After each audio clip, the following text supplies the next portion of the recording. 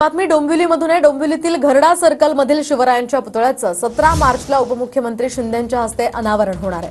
पुतळ्याच्या उभारणीसाठी 1,44,99,552 रुपये निधी मिळणार आहे।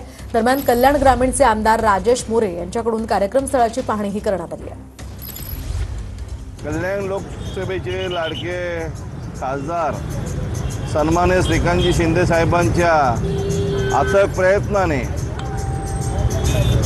आपल्या या डोंबिवलीच्या प्रवेशद्वारापाशी रयतेचा राजा छत्रपती शिवाजी महाराजांचं अश्वारूढ पुतळ्याचं 17 तारखेला सायंकाळी 7 वाजता महाराष्ट्र राज्याचे लाडके माजी मुख्यमंत्री आणि आताचे उपमुख्यमंत्री सन्माननीय एकनाथजी शिंदे साहेब यांच्या शुभ हस्ते छत्रपती शिवाजी महाराजांच्या अश्वारूढ पुतळ्याचं अनावरण सोहळा पार पडणार आहे।